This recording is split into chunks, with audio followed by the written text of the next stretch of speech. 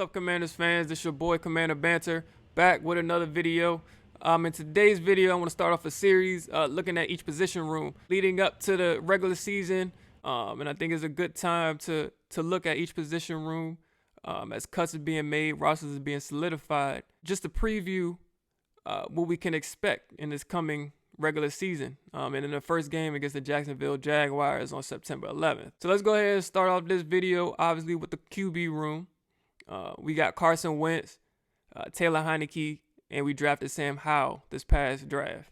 Starting with Carson Wentz, obviously we know the story behind that, trading for him, giving him his money, and solidifying him as QB1. And that was straight from Ron's mouth.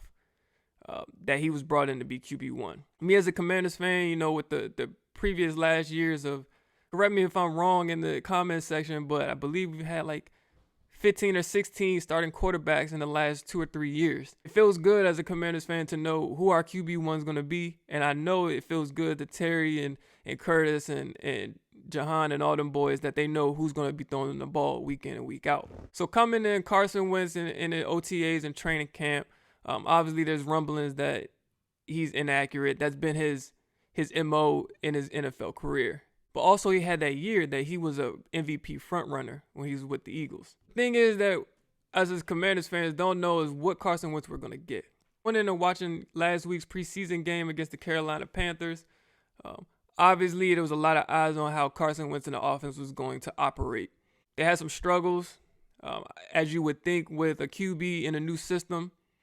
And weapons that are trying to get comfortable with them. I remember while watching the game, I was kind of skeptical about the offense and how they were performing, how Carson was performing, and thinking, is this going to be the same thing as like previous years where we struggle on offense, can't move the ball, can't convert on third down. Then after looking back and then also looking at highlights, I'm actually very, very confident with Carson Wentz. And hear me out. Looking at highlights, he did exactly what I wanted to see from Carson and what I was skeptical about. Obviously, the MO with Carson over his career is that he makes bad decisions, tries to extend the play too much. He tries to force the ball downfield, which gets him in trouble and his team. Looking back in the highlights, what I saw is that he took the layups, and that's exactly what we want. That's exactly what we need. He took what the defense gave him. He didn't try to force the ball downfield. He didn't try to hold the ball. He held the ball one time, a little bit too long for my comfort, but he still completed the pass. What I saw majority of his highlights are dumping it off, a solidified decision to throw it to Terry on that out, to throw it to Curtis Samuel to convert on that 3rd and 4 in that drive that they scored, throwing it to JD on that angle route and letting him make somebody miss and get upfield. And that's what he needs to do. Get the ball into his playmakers' hands quickly and let them do their job. This is his best playmaking group that he's had in his career. He has weapons. So all he has to do is just get the ball into their hands and he'll be fine. Continue to make smart decisions, continue to make concise decisions, and get the ball in his playmakers' hands and let them do their thing. Next, I want to go to Taylor Heinicke.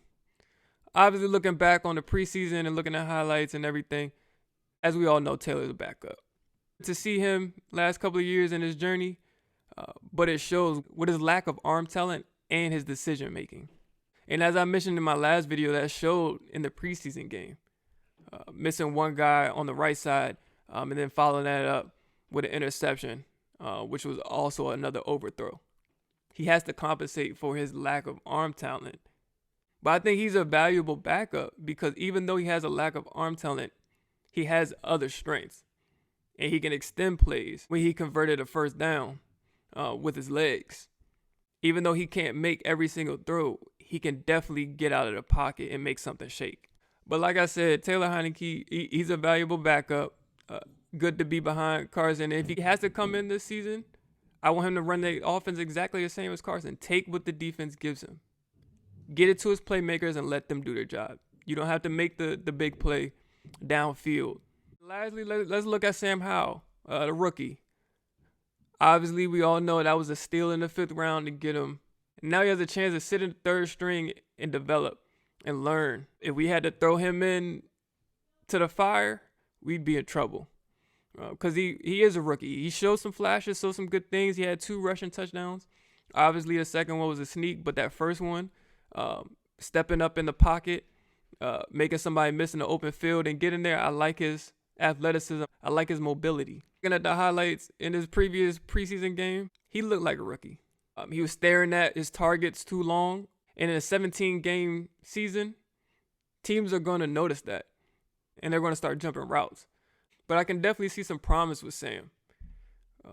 Definitely like the position he's in, that he can sit, develop this year, possibly compete for the second string primary backup next year.